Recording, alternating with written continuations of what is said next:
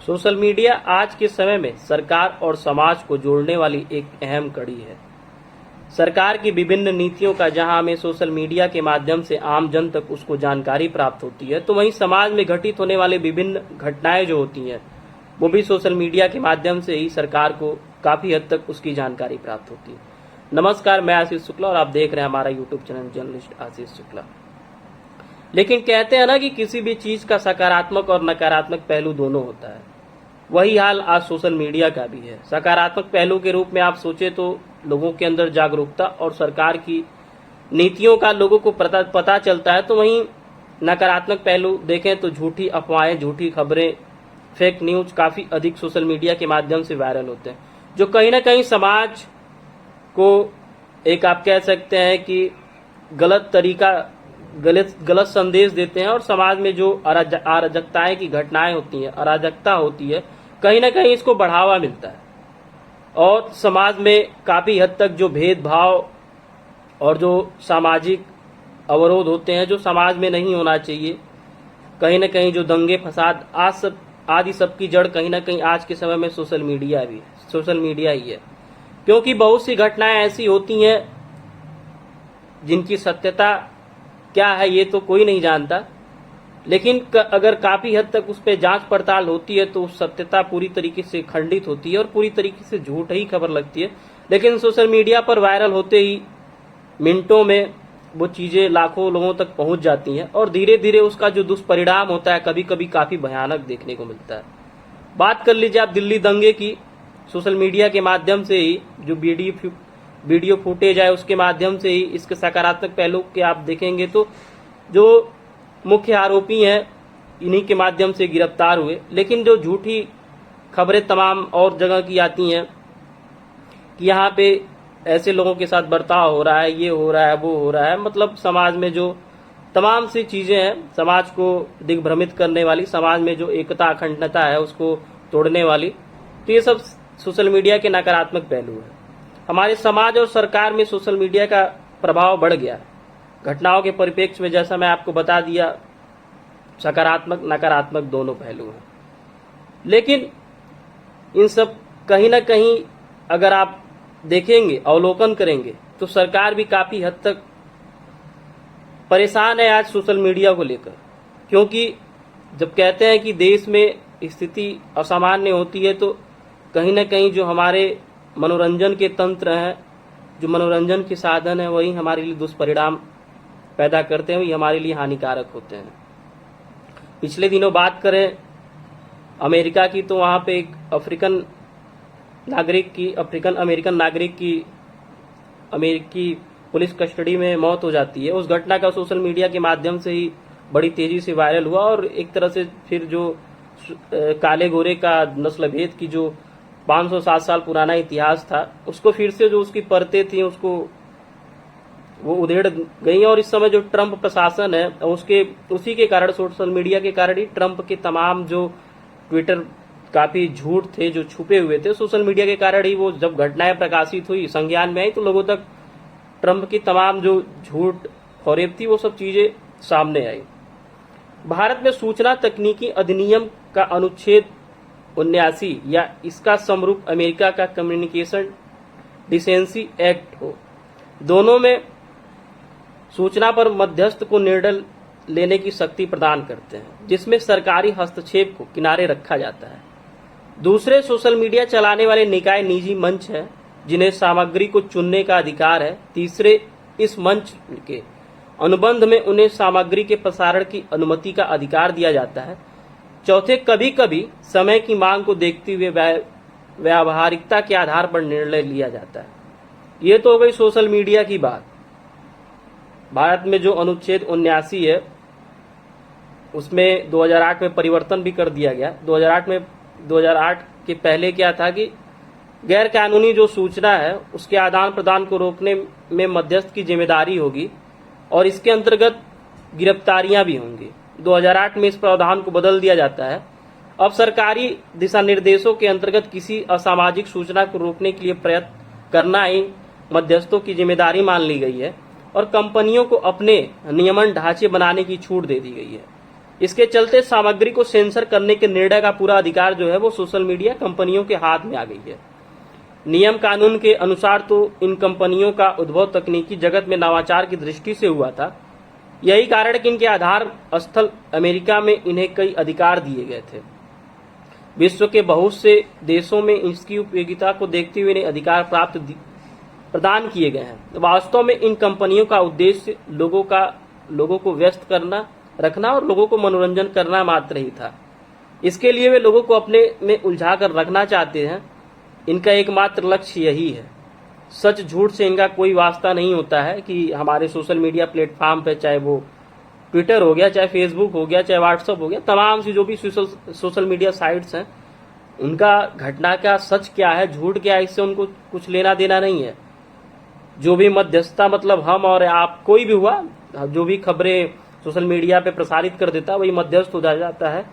तो जो social media के संचालक समिति है, फिर जो भी सोशल मीडिया मंच है, उनका ये जवाबदेही नहीं बनता है कि जो भी चीजें हैं, मध्यस्थ क्या वहां पे पोस्ट कर रहा है, क्या चीजें शेयर कर रहा है, क्या पब्लिकली भेज रहा है, वो सब चीजें मंच, जो सोशल मीडिया मंच है, उनकी कोई न तो जवाबदेही बनती है, न तो कोई जिम्मेदारी बनती है।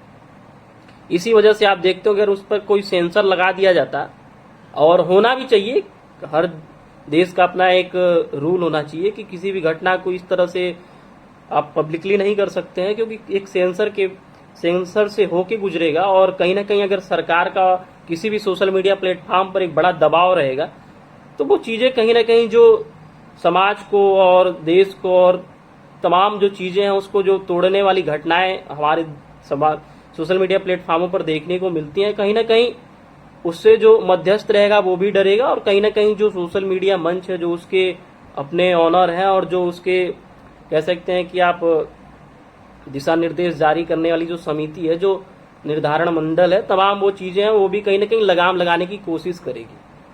लेकिन जो मार्क जकरबर्ग का ये भी कहना है कि उन्हें किसी सूचना का उत्तरदायित्व देने के लिए बाध्य किया गया तो वे इसे स्वीकार नहीं करेंगे, क्योंकि इन निजी कंपनियों के अपने नियम कानून और सामुदायिक दिशा निर्देश हैं। अतः वे इसे पूर्ण रूप से समाज पर छोड़ देते हैं कि लोग इन मंचों का कैसा उपयोग करना चाहते हैं। इसे मिथ्या खबर उड़ाकर मजा लेने वाले को सौंप देना चाहते हैं या सच को प्राथमिकता देने वालों का सम्मान करते हैं। ये तो हो गई बात सोशल मीडिया की, और तमाम जो आप कह सकते हैं कि जो भी अनुच्छेद बने, जो भी संविधान के अनुसार जो भी लगाम लगाने के लिए तमाम जो चीजें बनी, तो कहीं ना कहीं आज अगर आप देखेंगे, भारत ही नहीं बल्कि विश्व में तमाम, जब अमेरिका ऐसा, ट्रम्प ऐसे परेशान हो सकते हैं, तो फिर भारत में ये सब चीजें होना बहुत बड़ा चिंता का कारण नहीं है। लेकिन कहीं ना कहीं लोकतंत्र में एक बहुत बड़ा खतरा भी है। अगर आपको समाज में आपको अगर सरकार द्वारा छूट प्रदान की जा रही है, तो इसका ये मतलब नहीं है कि आप कोई भी खबरें, अफवाह जो फेक न्यूज होती है, उसको आप इतना पब्लिकली शेयर करेंगे, फैलाएंगे। तो कहीं ना कहीं सरकार को इस पर विचार विमर्श मंथन करना चाहिए। क्योंकि मैं कल ही बताया था, कुछ दिन पहले तमाम फेसबुक के माध्यम से ये खबरें देखने को मिली लद्दाख क्षेत्र की, मतलब वहाँ के आम नागरिक जो है वो, उनका ये कहना है कि भारतीय सेना पीछे हट रही है और चीनी सेना लद्दाख के अंदर आ रही है, जो कहीं ना कहीं सरकार के ऊपर और हमारे भारतीय सैनिकों के ऊपर एक प्रश्न चिन्ह उठा रहे हैं। तो ये सब चीजें नहीं होना चाहिए, क्योंकि इससे देश की गरिमा और कहीं ना कहीं जो देश के अंदर आम लोग हैं उनके ऊपर इसका गलत प्रभाव पड़ता है। और कह सकते हैं आप कि सोशल मीडिया से संपूर्ण विश्व जुड़ा हुआ है, और वैश्विक पटल पर देश की जो छाप है वो कहीं ना कहीं उसका जो असर है वो कह सकते हैं कि आप नकारात्मक रूप में जाएगा। तो कहीं ना कहीं हमारे देश के लिए, हमारे समाज के लिए, हमारे देश की गरिमा के लिए, हमारी सरकार के लिए, सभी के लिए कहीं ना कहीं, और हम सबसे बड़ी चीज हमारे सैनिकों की जो वहाँ त्याग तपस्या है, उसका कहीं ना कहीं बहुत बड़ा उपहास है, बहुत बड़ा मजाक है। क्योंकि आप सभी जानते हैं कि आज अगर हम आप यहाँ पे सुरक्षित हैं, उसका कहीं ना कहीं पूरा श्रेय हमारे सैनिकों को जाता है, जो सीमा पर 24 घंटे 12 महीने रात दिन नहीं देखते हैं और हर मौसम में डटे रहते हैं। हम आपको अगर एक दिन भी छोड़ दिया जाए तो हम वहाँ पे जाके वहाँ हमारा हार्ट अटैक हो जाएगा। स्थितियाँ ऐसी होती हैं। पूरी तरीके से आप कह सकते हैं कि हथेली जान जो है वो हथेली पे होती है, कभी भी जान जा सकती है। तो ऐसे में कहीं ना कहीं उनके सम्मान के लिए जो झूठी खबरें हैं उसको तो सोशल मीडिया पर नहीं फैलाना चाहिए। लेकिन खैर, कहते हैं लोगों की मानसिकता है, इसको बदली नहीं जा सकती। लेकिन सरकार इस पर लगाम लगा के कहीं ना कहीं जो झूठी खबरें हैं उस पर अंकुश जरूर लगा सकती है। अगर फिल्मों के लिए सेंसर बोर्ड बना है तो कहीं ना कहीं जो सोशल मीडिया प्लेटफॉर्म है वहां पे भी एक सेंसर होनी चाहिए, अपनी एक समिति सरकार की होनी चाहिए जो इसका निर्धारण करे कि फेक न्यूज क्या है, सच न्यूज क्या है।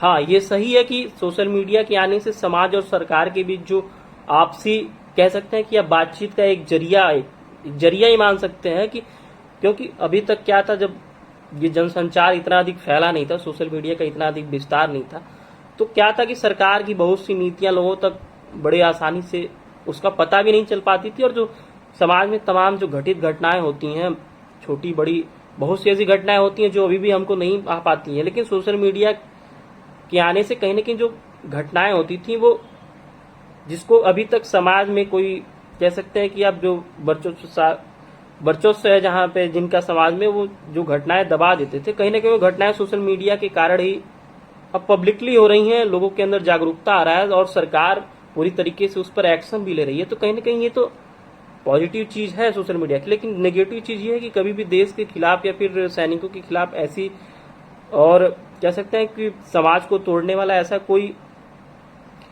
भी हो, सूचना नहीं यहाँ पे प्रस्तारित होना चाहिए जिससे कहीं ना कहीं हमारे लिए और हमारे समाज के लिए उसका एक गलत इम्पैक्ट जाए। तो इस पर सरकार को सोचने विचारने की जरूरत है, क्योंकि अगर हमारे नीतिगत ढांचा में बदलाव समय समय पर उसमें कह सकते हैं कि अब संशोधन नहीं होता रहता है, तो कहीं ना कहीं समाज जो है वो जाने के लिए ऊपर, वो कहीं ना कहीं नीचे चला जाता है। और आज की जो आप दशा देखेंगे तो यही है। फिलहाल सोशल मीडिया को लेकर सरकार को एक कठोर कदम उठाना चाहिए, क्योंकि मुझे जहां तक लगता है कि फेक न्यूज़ बहुत अधिक वायरल होते हैं, फोटोशॉप करके तमाम चीज़ें हैं। एक्सपर्ट, इतने बड़े बड़े एक्सपर्ट बैठे हैं कि किसी भी चीज़ को वीडियो एडिट कर देंगे, फोटोशॉप से फोटो एडिट कर देंगे। तो वो सब चीज़ें जो है, ऐसा तो है नहीं कि समाज में सोशल मीडिया चलाने वाले सभी लोग जागरूक ही हैं, सभी लोग पढ़े लिखे ही हैं। तो कभी कभी फेक न्यूज़ हमारे समाज के लिए बहुत बड़ा घातक साबित होता है, एक दुष्परिणाम होता है, जिसका खामियाजा कहीं ना कहीं आम जनता को, सरकार को, सबको भुगतना पड़ता है। तो फिलहाल सरकार इस पर एक कठोर नियम जरूर बनाए, क्योंकि सोशल मीडिया बंद होने वाली चीज़ तो है ना, बंद होना भी नहीं चाहिए लोकतंत्र के लिए भी और आम जनजीवन के लिए भी। लेकिन कहीं ना कहीं सरकार को इस पर एक कठोर कदम और कठोर फैसले और कठोर नियम जरूर बनाना चाहिए, क्योंकि समाज को अगर सरकार नहीं दिशा निर्देशित करेगी तो समाज स्वाभाविक सी रूप है भटकेगा। और कहीं ना कहीं अगर समाज आपको सत्ता में भेजा है तो, और पूर्ण बहुमत के साथ भेजा, तो आपसे पूरी तरीके से ये उम्मीद रखता है कि आप सरकार के हित में, माफ करिए, समाज के हित में फैसले लेंगे और समाज उसका खुल के साथ देगा। तो फिलहाल उम्मीद हम यही रखते हैं कि आने वाले समयों में, आने वाले कुछ दिनों में सरकार इस पर जरूर विचार मंथन, फैसले जरूर लेगी। खैर, आने वाला वक्त क्या होता है ये तो वक्त बताएगा। लेकिन फिलहाल के लिए बस इतना ही। फिर मिलेंगे नए विचार के साथ, नए मुद्दे के साथ। तब तक के लिए अपना प्यार देते रहें, कमेंट बॉक्स में अपना सुझाव दें, और अगर अब तक चैनल को सब्सक्राइब नहीं किया तो सब्सक्राइब कर लें, जो बराबर में बेल आइकन है उसे जरूर दबाएं। फिर मिलेंगे एक नए विचार के साथ, नए मुद्दे के साथ। तब तक के लिए इजाजत दीजिए। धन्यवाद। जय हिंद, जय भारत।